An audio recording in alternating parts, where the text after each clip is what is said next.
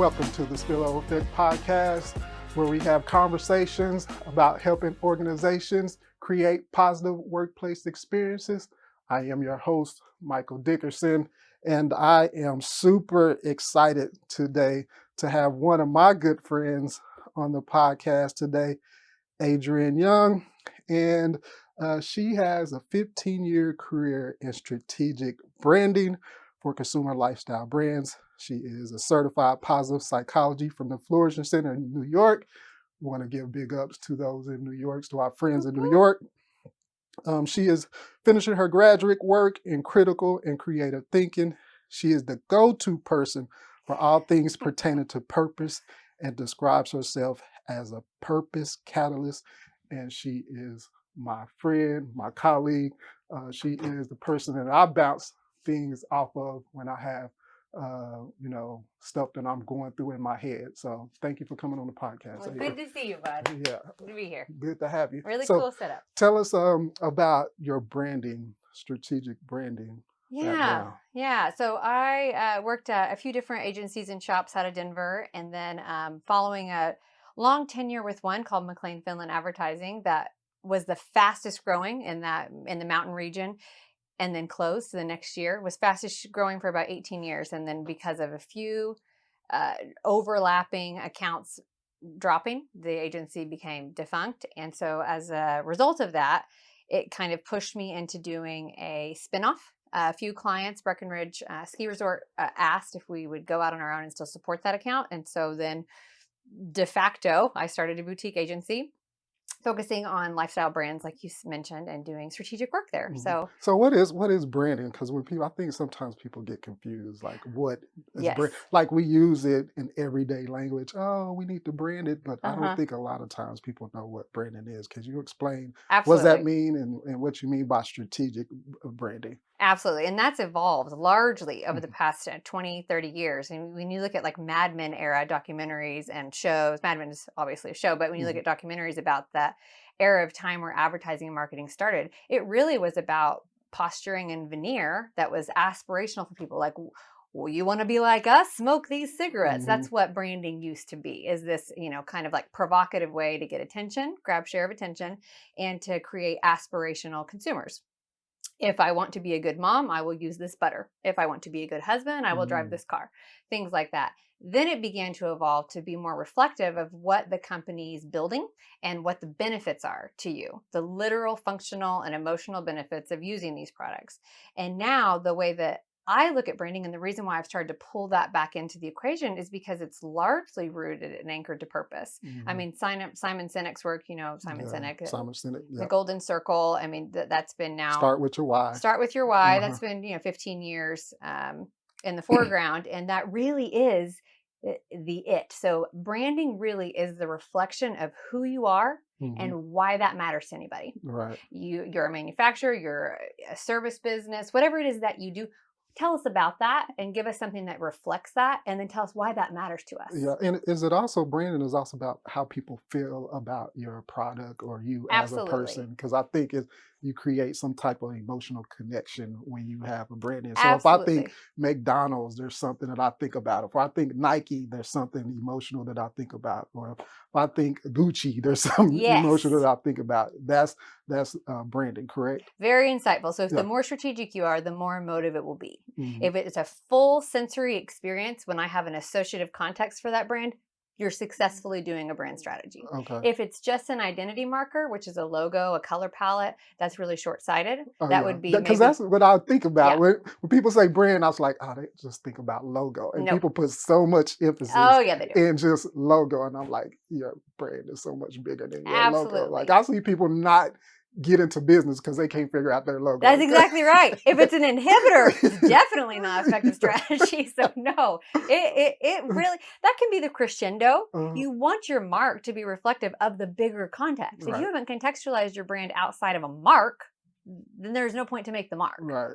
So but now when we look forward to purpose, then we think about again, what is the overarching reason that anyone cares that you exist and or are successful? So not just what's the product or service they can participate with you in, but what does that have to do with society at large, environmental outcomes, social good? That's the element where brand strategy now should be higher purpose strategy. Yeah, that's good because it's just interesting. I always see people like brand, brand, brand, and we push brand today like it's almost overwhelming. But I think a lot of times people just don't have a clue what branding is. So I thank you for Well, sure. really, giving us a definition behind that, what that looks like. So one of the reasons I brought Adrian on is because we met when we were doing our certification of applied positive psychology from the Florence Center in New York. So once again, we want to say hello to our friends in New York at the Florence Center. Yep. It was a fantastic program. I got into positive psychology because me being a social worker, and that's my background, working with young people and young adults and dealing with mental illness, is because a lot of times we put so much focus on the deficits and what's wrong with people and looking at their mental illness. And so I came across a lot of the theory and the research. That's why I really like positive psychology, because it was research based. It wasn't something that you were just pulling out of the sky or some self-help or, but it had some research and ways that you can measure, just optimal human functioning. And so when I was working with these young people, I came across positive psychology, and I always looked at it like looking at building on what is right with people. And that just spoke to me. And didn't you see huge outcomes from your kids, absolutely, right? When absolutely. you would focus on strengths. Yeah, and focus on strengths. And so that's what spoke to me. And that's when I'd really, about 10 years ago, I just started really diving into positive psychology and what that looks like and how that plays out in those who are experiencing any type of mental illness. And so tell me a little bit about how you got into positive psychology and, wanted to get into just study a little more about that. Yeah. Anyone who does the Enneagram, I am an Enneagram 4. Really? I actually test as a 7, and I think that's more my posture. I am like a FOMO kind of girl, but deep thinker, philosophical at my core, and constantly had this notion of, life purpose and meaning. I mean, since I was a teenager, and really, really grappled with that. And have you heard of purpose paralysis and like purpose paradox? And there's so much happening societally, and I think like depression, anxiety all tethers to it, but kind of this listless meaninglessness. And so I years ago had made some career adjustments and some career changes, trying to find a greater sense of purpose, which we see is like an overwhelming theme for people right now, especially Gen Z entering job market and millennials, and wanting deeper meaning behind the work that they're doing, especially if we're going to dedicate so much time, energy, and resources to our workplace and our careers. They want it to feel meaningful. I was in the same position. And so the more I realized that I had all the behavioral sets of consumers down from doing years and years of consumer research, but I didn't really have a good clarity of self, then I really started to get back into the psychologies. And so looking at and understanding the human condition with more succinct clarity and more understanding that I could connect dots. So kind of it was a selfish pursuit. But then, like you said, when I got really attuned to positive psychology and not looking at it from a deficit perspective, it was certainly much more inspiring and motivating. And so I just kind of dug in and learned everything I possibly could. And like you said, the research, I'm a researcher. So I spent a majority of my time reading all the index reports I could find, every white paper, looking at abstracts from any kind of synthesized research data that has been done since the 80s when it kind of began. And the results are profound. It's kind of like, how would you not approach life through this lens? How would you not put these systems and behaviors into place? And if you did, what would that look like as a corollary to like organizations and how they would function and operate? And how would this look in education for schools? And how would we maybe set up these conditions and the mechanisms that are so much more fruitful for life thriving and flourishing when we were kids. So that's how I started. So wanting to understand it even further is why I did the program, but I'd already read and done every possible online course you could do, every book I could Oh, I get my hands bet. on. Yeah. I just like Yeah. voracious appetite to understand it Me and know too. about Yeah. it. When I first came to class, I was like, man, I've read so much. Yeah. I can't think nobody has read as much as me. Then I got in class, and boy, you and Ryan hit me, and I was like, oh my God, like I done found some people that have trumped me in their research. And because Ryan, he was like a robot. He Man. could spit stuff out so Robot. fast. Yes, Yeah. Like definitely. you like God, and then you like your just your research, and you can spit out books and spit out research too. And I was like, oh my God, like, and so y'all really helped me even to narrow my lens of positive psychology. And so I love that about us. Like we all were like so interested in it, not toe in the water. We were like committed. We was already deep in it, but we went even deeper. Yes. And so, and that's just the power of a group too. Totally. The power of a group. And so I could just see, it was so funny. Like I would look at y'all and I was like, oh my God, like I need to read some more books. I need to go do some more research. Yeah. And so was there a particular research or a particular book that really stuck out to you? As like, man, this is it. I know it's a lot, but so can you probably narrow anything down that was like, yeah, because for me, the How of Happiness like hit it. Oh, so good. Yeah. So that was like, because you could use interventions. Good. Yeah. Just practical things, because that's what I was really looking for. Yep. Is just practical things that we can apply in everyday life. Right. Which most people are. Yeah. Right. That's the sweet spot for most people is give me the 1, 2, 3, give me the tactical applications. And the thing that was tough for me about that is I don't believe in prescriptive formulas. I think that we're all completely unique, but I do know. But you can customize them though. Yeah, right? but you can tailor things that work for you specifically, for sure. But just to know and just to have the breadth of information that is out there, that is validated in scientific research, that was illuminating. I didn't realize that this entire body of research existed. I did not know that this was a science. And so learning about it, that's what drew me. Oh yeah, because of the science. I was like, I do not want to get some self-help stuff. I don't want to get anything that's popular, like The Secret. I don't want any of that. Right. I want some science. I want some people to say, we've done some scholarship behind this. Yes. Absolutely. But Carol Dweck's work I thought was really revolutionary. So she's growth mindset focused, and really to look at that. What's funny about Carol's work and growth mindset in general is I don't think there's a single human that would say, oh, I have a fixed mindset.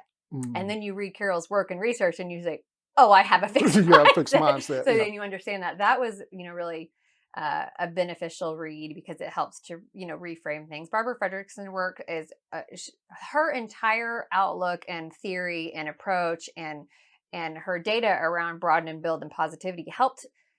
I used to just kind of dilute that. And I think about this when I'm talking to, business leaders and stuff about the idea of positivity. They really do think of it as the old happyology and just like these declarations of positive statements that we make that then are supposed to have some sort of generative effect. Well, that's not what that is. But if we can instead adopt a behavior of reconsidering things through a positive framework, what it does is allow us, which the theory is to broaden and build on potentialities that we otherwise couldn't see. And I thought that was really great. Richie Davis' work, all about the emotional life of the brain, that book was phenomenal. It was to understand the mechanics that emotion play in our cognition. And for the entire lifespan of research history prior to the 80s, emotions were only viewed as an impediment to cognition instead of having any applicable place in the thinking process. And now we recognize, hugely influential in the way that we look at things, hugely influential in the way that we reason. This has an implication on how we live our lives, knowing that, and then understanding the governing force that they play. So I thought his work was incredible. I mean, Martin Seligman's work also. I can't say that there's one I read that I wasn't gripped by. Yeah, most of them. I love Martin Seligman, Learned Helplessness. Yes. When I got into that and then read his book, Learned Optimism. Yes. To look at that we can change our environment. And there's practical things that we can do every day. But it also starts with that growth mindset and believing that you can change that. So understanding learned helplessness and going to learned optimism Yes. was powerful No, for it me. really was. Yeah.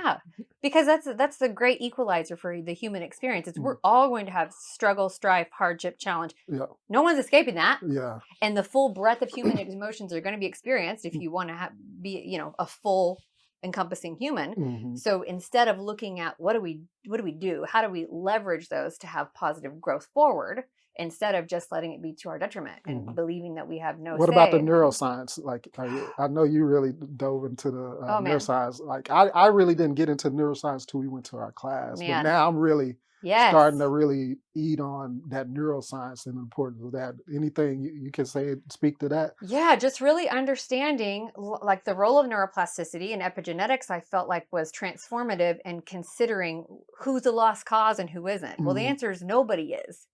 And the belief that everything that we react to, respond to, and feel comes from this dormant belief system Mhm. was pretty catalyzing for me. So to look at in critical thinking in my graduate work, we talk about a web of beliefs. So what happens is it's a network of belief systems that you build slowly over time, and they all interconnect and are related. Right. If you begin to challenge someone on a tertiary, on the perimeters of the web, if you begin to challenge something that's a belief that they hold on the ends of the web, it's possible that you can have some persuasion there, that there could be some adjustment.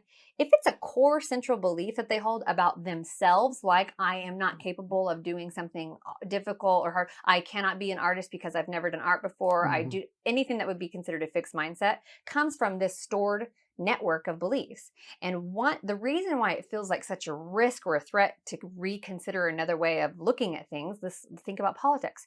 If you're going against something that is a core network of their belief Right. system, it fractures the entire web. Yeah. If you disrupt one layer of that web because they're all related, it fractures the whole web of beliefs. So it feels like an incredible threat to the nervous system. It feels, from a neurological standpoint, it's going to always be met with resistance. And so I even think about the idea of launching positive psychology into the sphere of human existence, which is to say, well, it's easier for me to resist that and dismiss it because that's not really how things work.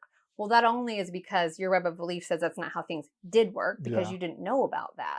Anyway, so I think the role of neuroplasticity and teaching kids about intelligence and about creativity and about decision making and about that is and we've sort of got pliable. away from that too in the schools a little bit, just like trying to take the arts away from kids. Like creativity is huge. Yes. Like, you need that. And so that neuroplasticity and just that neuroscience part of positive psychology, I'm really diving in. So people like you, I need in my life to like, so this is what it means, because some of it can get really complex, but once you understand it, it's really good. And so that's where positive psychology has really come in for me, because as you know, I'm using that as a tool to speak to work-life integration, right, and to really say, hey, these are some of the things that we can stand upon to help those who want to have better balance with work and life. And so I have taken positive psychology and say, hey, I'm speaking to work-life integration, and this is what work-life integration means. It means that in one role, how it positively, there's attitudes in one role, it's a positively spill over into another role. Absolutely. And that's where positive psychology comes in for me. And so now I know you are using it because we learned about positive psychology and think about well-being and about flourishing and about thriving. Yep. And so we learn all these things in terms of the PERMA, positive emotions, engagement, relationships, meaning and purpose, achievement. And what was it that you pulled purpose out? And so that's where we really trying to speak to organizations like, hey, positive psychology should be the lens in which you look through. Because one of my go-to is the University of Michigan, the Center for Positive Organizations. And they really are starting to roll out what that should look like in organizations. So how are you using purpose in organizations now? Well, what's funny is because you call yourself the purpose catalyst, so right. that's why I want to have you Yes. on. So I'm like, yeah, Yes. let's hit him with Catalyst. that. Let's do it. Well, the irony is for a long time, because of the challenge of like having duality in our brains, I had decided that companies is not the place for me, that it needs to be individuals. What ended up shifting for me is when we look at these as human sciences and we understand that this is how people operate, this is how people are wired, and this is what makes like life optimized, like you said, on that continuum of well-being. If this is upside potential and these are the things that are good and right, there is no way to take that out of the context of company. And when I looked at the thing that triggered for me is that like the etymology of the word company is that meant a society, friendship, and a group of people. Oh, yeah. That's what a company means. That's the literal definition as it originated. So that's the time where people are spending the majority of their lives. Yeah. Not only that, but when I look to brands as a cue and I think about the role of brands, brand allegiance and loyalty has shifted. So now you're already in active relationship with huge swaths of peoples based on a value set that's shared. The brands that are really the most deeply entrenched with their consumer base, where they would say, I have loyal evangelists, that comes from having some sort of shared value system. So noting that, and then noting that inside the walls of companies are groups of people that are dedicating, again, majority of their lives, those just seemed like the ripest place to bring this conversation to light. So it's not people agnostic. It's not people outside of company, just like your work. It's not work, life, either or. It's both one in, whole one whole. We're dealing with the whole person. Right, exactly. So then it occurred to me, especially thinking about the branding piece, that branding really should be anchored to purpose. And what I love from an opportunistic standpoint is that we are in this unique time in history where it's now become, it used to be a wish, right? We used to wish that the companies we work for could be more meaningful or that our jobs can, now it's become an expectancy. Oh, if you want top tier talent, you're going to have to stand for something that supersedes just profit. The old model was, and a lot of people would say that the reason why you should be invested in this business doing well is so that we don't close, so that you're employed. That's a deficit mindset. Absolutely. This is insulating us from something negative. There's nothing inherently inspiring about that vantage point. If instead we can look to purpose and meaning, which is something about what we're doing and our success is consequential to society, to the environment, to something outside of us, now I have something to align to that can get internalized and can become inspiring, which can become beneficial for the brand company, which can become beneficial for the working employees, which can become beneficial for the consumers that participate in this process, which can become beneficial for society.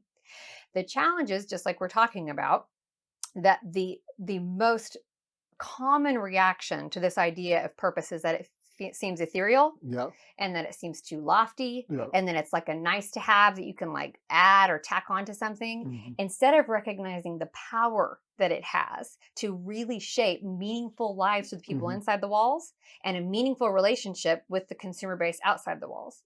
Not to mention the societal impact it can have when your purpose is anchored to something of merit. So think about those who think it's just some pie in the sky. That's good to have, and we're going to talk about it, but we don't know how to implement that in our organization. What type of tools could you give leadership? And what type of tools could you give organizations? Say, hey, let's start with this to bring about purpose in our organizations. Absolutely. What would you say? So I like to use a 5-step process to really begin it, but the first one is what we're talking about right here, is to disrupt. So there's, to me, 2 paradigms that we operate in. So the conventional achievement paradigm is where we've been. This is where we've been for the past 60 years, 70 years, 80. So this would be anyone who operates under the governing force of the principal agent economic model of a work contract. Everyone is inherently self-interested. I have to put controls in place to make sure that you do what you're supposed to do in order for me to deliver on profit. And this is the model we operate in. And if that's the paradigm that we're considering purpose within, it's never going to jive with us, because that doesn't work within the system. So what that says is that the path for me to get profit, which is my number one goal, Right. is to have status, wealth, achievement, profit, to be indexing on a hierarchical standpoint. I want to be the number one selling footwear company in the United States. This is the governing force in the conventional paradigm. The way that I do that is by maximizing control. It is by mitigating and eliminating risk, and it is about ensuring oversight of my employees who are inherently self-interested, and if I don't control their behavior, will go rogue. The challenge is from a societal standpoint, now we know the workforce wants, number one, freedom and autonomy. They want flexibility. They want to be able to have their own say, and they want meaning. That doesn't fit anywhere in this paradigm. It doesn't at all. So then when you shift to a purpose paradigm, what you're recognizing as the holy grail becomes a shared interest of impact or vision that's inspiring and motivating. The effect of that, we have the statistics. Economists have looked at the statistics. These companies outperform their peers, even best-in-class peers, time and time again, 5 to 7% in profits annually. They beat them. They have higher retention. So we have data. We have tons of data. Research Yes. on this. And so yes. we just need to take it yes. and really implement it. It's being asked, requested, proven out. I mean, B Corp, the idea of a for-benefit corporation began as kind of a dovetail to this demand that people are making. So that means you have to meet, there's a strict set of criteria that you have to meet to be able to classify as a B corporation. And there's now hundreds and hundreds. It was originally like a handful, and then there was hundreds, and now there's even thousands getting qualified for it. And they want to stand for like sustainable impact or have so the criteria requires that your profit and your purpose is perfectly aligned. And so that what the worth that you have by being a successful corporation has an impact on something outside of you. Mm-hmm. So the number one first step is to disrupt the conventional achievement paradigm. Ooh, that's hard. I know organizations or companies are like difficult. Disrupt. Yes. And that goes with disrupting your values too, right? Absolutely. Yeah, well, disrupting your becomes, whole belief system of what you believe. It's not easy to do. Yeah. But yeah, I was looking at we'll go back to the steps, but I was looking at, even the current rate of learning. We are now at a time like this, the epoch of our time is like constant growth, constant learning, right? Mm-hmm. The rate of learning is now like there's something to learn every second. Yeah. Used to be like every 15 years, every 20 years, there was like a new body of work. That's why textbooks could work. You could publish a textbook, an entire graduating class could learn all of that. Right. When they got into the workforce, it was still applicable. That's not the case any longer. It's constant real-time learning. Mm-hmm. For you to be in an environment and to be a cultural environment of growth and learning requires that you adopt a new mindset. You can't be in a conventional mindset where controls are important, risk is mitigated, and also be growing and learning. Those are in contrast. Mm-hmm. So in a purpose paradigm, which again, in a purpose requires we disrupt our way of thinking and orienting, which is to suspect there's a potential that all humans aren't only self-focused first. If we don't give them a purpose or something to draw them towards an inspiring other way of looking, that is true. Self-preservation will probably be the most dominant force.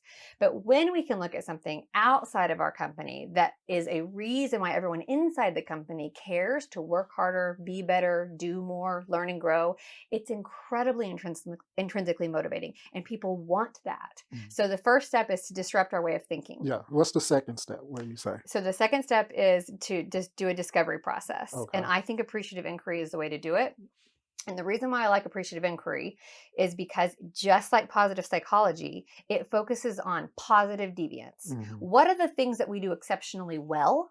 What are the things that we have that are strengths? Mm-hmm. All the stuff you do, which is looking at employee strengths first, mm-hmm. and then figuring out how to optimize how they can do that. Absolutely. That's the best form of engagement. Mm-hmm. The way that they'll be highly engaged in their work is by getting to use their core strengths. And people always ask me, how do we get people engaged?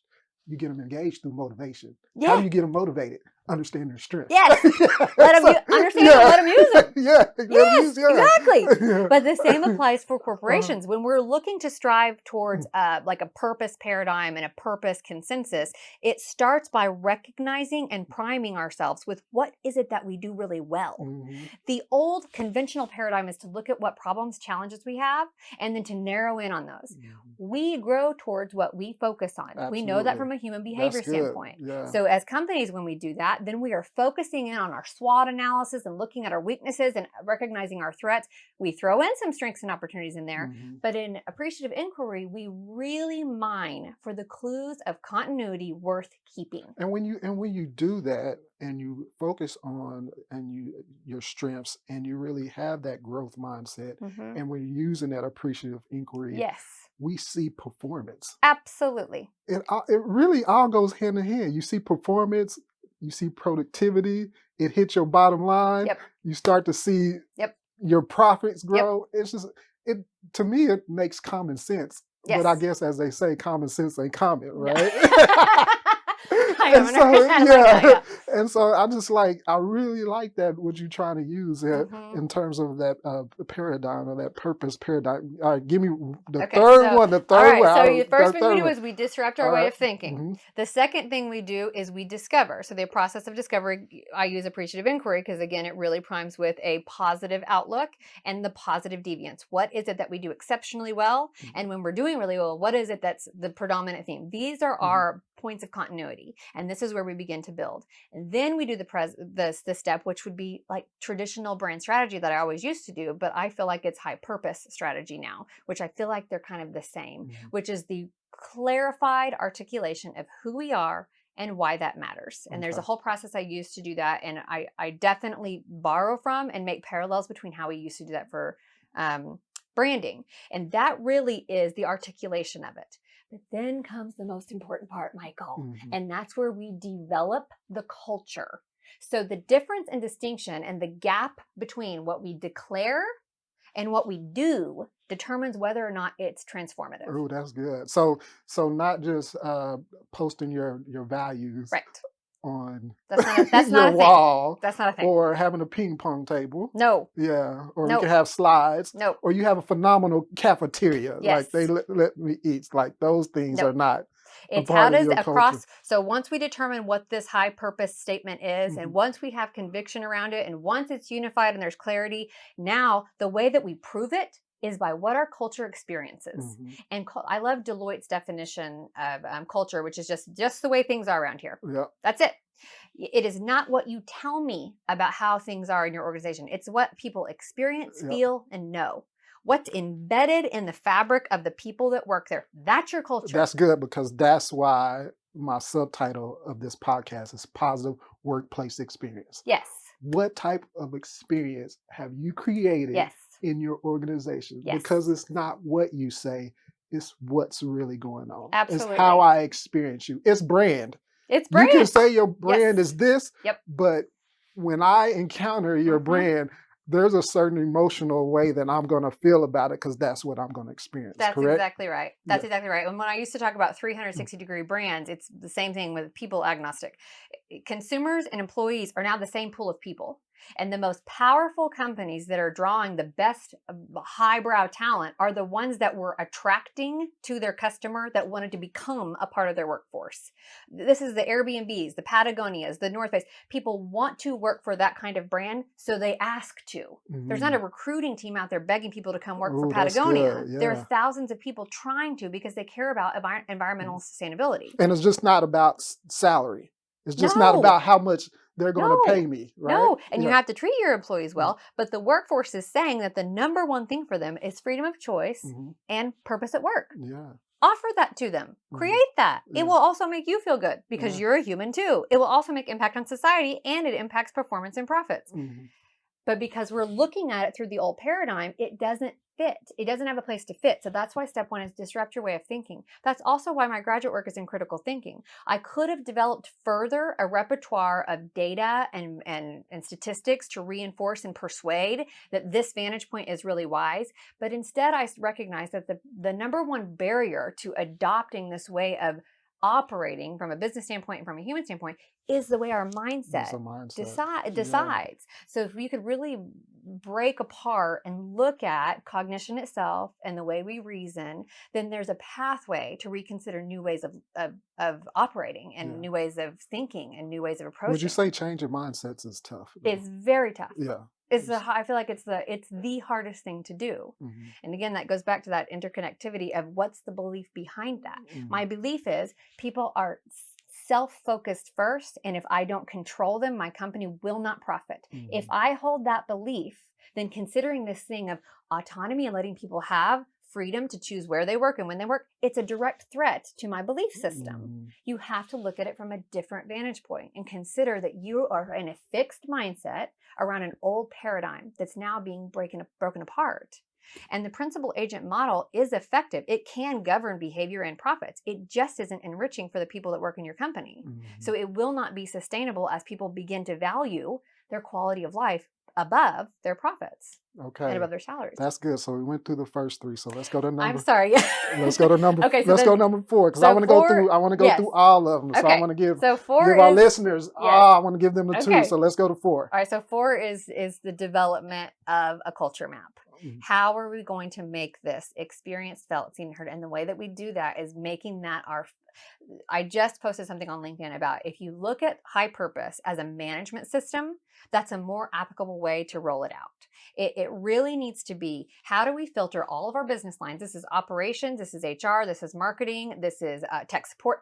Every channel of business that we have needs to be filtered through this purpose vision. How would it look to onboard someone if this was the higher purpose that we represent? Mm-hmm. How would it look in exit interviews if this is the higher purpose that we hold? What do our operations processes look like if we're filtering it through this higher purpose idea? What a lot of companies, some of the majors are integrating marketing and human resources. And I think it's brilliant because really it is that's one. Good. Yeah. I haven't heard that. Oh, no, yeah. That's good. Some of the Fortune 50 have already done this. Mm-hmm.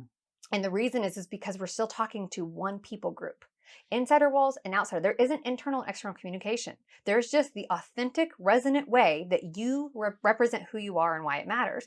So there's no HR, there's no marketing. The two have combined. They have combined. Oh, wow. Okay. So that's to make sure we have a singular voice, right? Mm-hmm. What we're saying inside is reflected outside and vice versa. What we're saying outside is reflected. If it's true, here's the risk. So if we don't do the work to develop out a plan for culture mapping that makes it true and real and authentic and resonant, we will never see the transformation of it. We'll only get cynicism. Mm. If it's inauthentic, then we will get a cynical reaction and it will have a detrimental effect.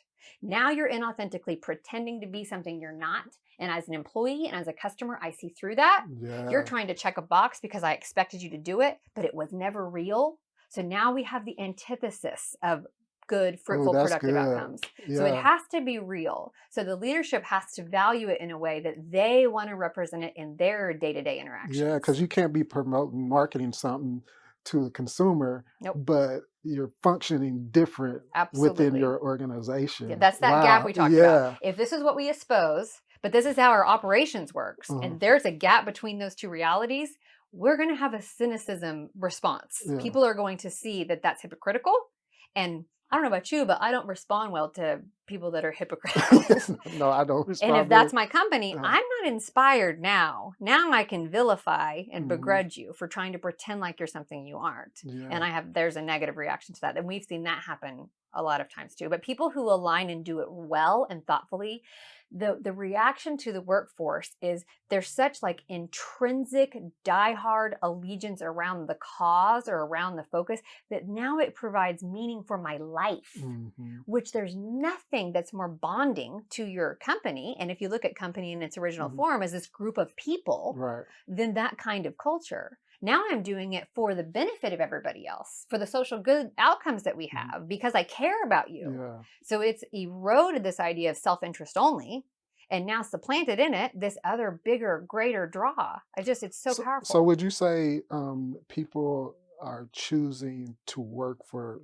organizations because of purpose and meaning in the organizations, not just because of the salary that they receive or the benefits that they see, like purpose and meaning. That's absolutely is statistically accurate. Yes. is critical It to is. you They do not having all have high yes. talent come and work for you. It is again and again and again rated in the top 3 most highest interests. Mhm. There's not a plethora of corporations yet that are operating in this way. There are some, and those that have an overwhelming amount of applicants and interested talent trying to get in the doors, which is the good thing when you think about recruiting. So let me follow up, because Yes. something I was just thinking about. So what about this corporation who's been working for a certain way and they're very profitable for 100 years? Yep. For 100 years, Yep. we're very profitable. There's no need to change. Yep. We don't need to change our mindset. Uh-huh. We're very profitable. We're making billions of dollars. Yep. What would you speak? How would you speak to that? I would say if your reaction is to resist and dismiss the data, the trends, the reaction of the people, and listening to what employees and customers are saying, which is that they want this, they expect it, and it will be meaningful to them. If your reaction is to resist and dismiss that, then you're looking at it through a conventional achievement paradigm that is eroding. So it may be true that you can continue being successful. And what about that in 10 years, in 15 years, in 20 years? And that's what usually I'm looking at. Yes. Is I'm looking at 10, 15 years from now. I'm looking at, it might be working now. Yep. Yes, you're very profitable now, Yep. but there will come a time where it will be disruption. Oh, absolutely. And so that's where I come. That's present. It's happening. It's happening, yeah. The challenge is, I've been interviewing HR professionals in Oklahoma City in particular, and I continue to hear the theme that these kinds of behaviors, these kinds of discussions, and these kind of habits are not even on the radar of most leadership teams. And what struck me about that is that it's such a fertile ground for opportunity to lead and to really tap into listening to what people are saying they value and delivering on it. But what seems to be the reaction is kind of this obligatory, burdensome of trying to tack on another thing. I'm too busy just working on my day-to-day needs to have the burden of having to come up with some purpose that's outside of the company. I got to work on the company inside. And I think, wow, that's really missing out on a huge opportunity to listen to what people are saying is important to them. Yeah. And when I think about it from a leadership standpoint, if I was in that position, I would want my legacy to include something that had societal good impact to it.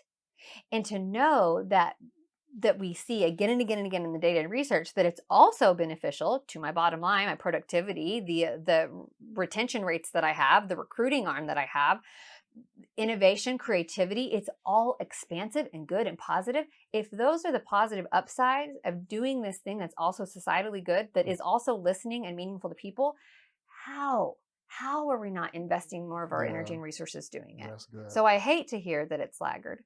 And the last step in the 5-step process, is catalyze. And so this is when we look at that positive deviance, or when times we're doing things above average and doing incredibly well and it's not standard, we look to the people that are like that too.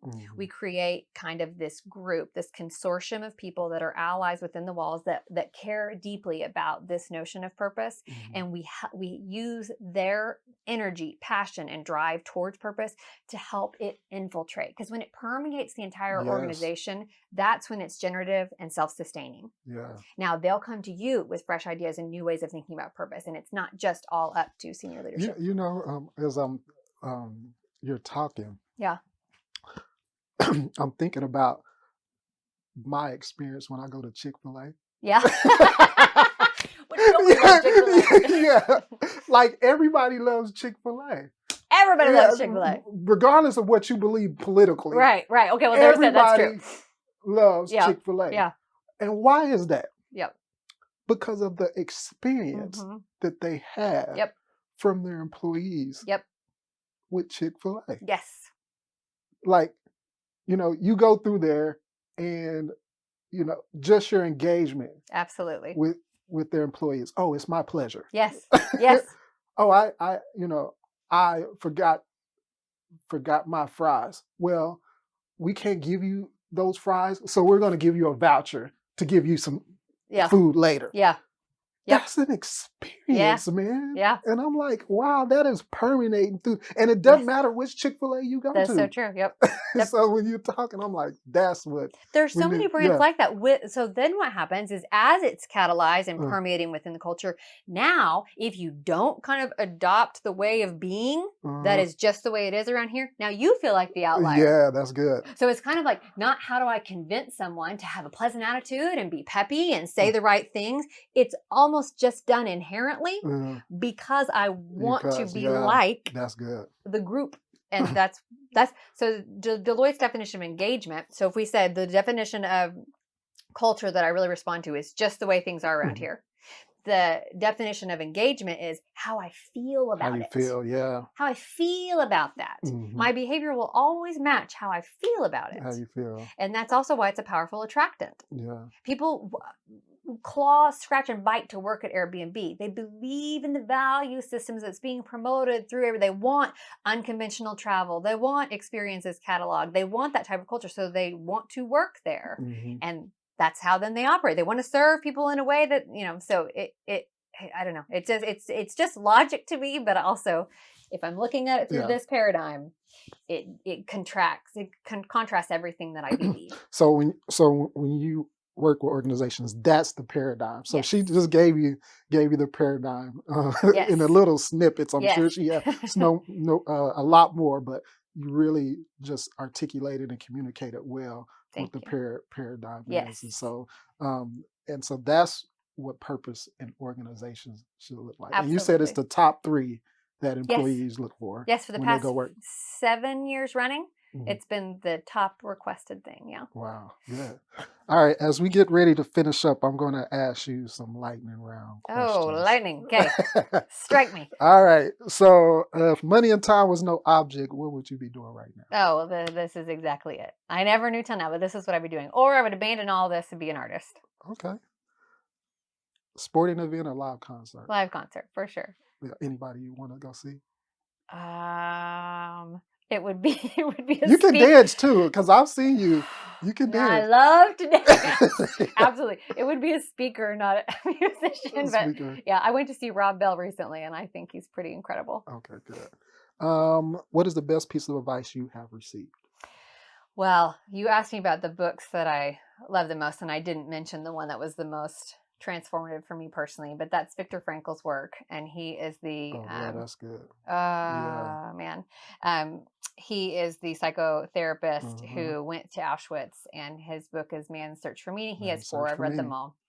But the idea of looking at our life again, it was just like a paradigm shift for me, a perspective change that then filtered everything through this new way of looking, which is, instead of this obsessive quest to find like meaning in life and to understand and seek and obsessively hunt for what is my purpose, instead to really reconsider that as a question we're being asked of life, and that what we need to do is formulate our answer. So rather than saying what is the meaning, it's to answer the question. Wow, that's good. What will we make it? What is it going to be? And I think about this for companies all the time too. That's good. On a scale of 1 to 10, how good are you at keeping secret? 10, 11, the vault. Tell me anything. I mean, they might hear about 10, locked 10, down. Locked down, good. If you could have dinner with anyone from history, who would it be? Oh, man. Okay, so this would be like Last Supper style. I would want to bring in, Jesus need to be there. But I would want to bring in all of the muses and mentors of all of the women who have written so many books that carried me when I was in my purpose paralysis. But it would be the Brene Browns. It would be the Liz Gilberts. It would be the Glennon Doyles. I just want a table. You want a table of everybody, just listen so, to and that constitutes as just one. Sure. Is that not fair? Oh, I'm not answering fairly. Which is better, a book or a movie? Book. Yeah, book. I knew that was going to be easy for you. I don't really even watch movies, but I love books. Yeah. And last one, If you could change one thing about the workplace, what would it be? It would be that we all value higher purpose beyond anything else, and we begin working towards that now, and versus waiting till it's a have to. Hmm. It's just, again, like a fertile ground for opportunity in my mind. And I think start when it's ripe. Don't wait to have to do it and answer later. Let's go. Let's do Hmm. it. When I think about like how we're wired, there's ego and spirit, right? They're both in play. When we have a clarity of purpose, that diminishes our need for ego to be in charge and tell us the narrative and self-interest, and that lets it be about something that's consequential to something outside of us. Hmm. And companies are the perfect player It to is. make this equation full circle and effective and impactful now. Yeah. Let's Let's go. go now. Yes. Well, thank you so You're much for welcome. being on Thank the podcast. How you. can people reach you? Happy Matter is Mhm. the name of my organization, and happymatter.life is the website. And that really is because, like we looked at positive psychology, a matter is just what something is comprised of, what it's made of. And so as we look to the idea of happy, the revelation occurred to me that it isn't really about that emotional feeling or Mhm. response to something. It is about just approaching things and being disciplined around what's fulfilling and meaningful. And man, purpose is it. All right. Well, thank you so Thank much. you. Great having you. You too. Love you, man.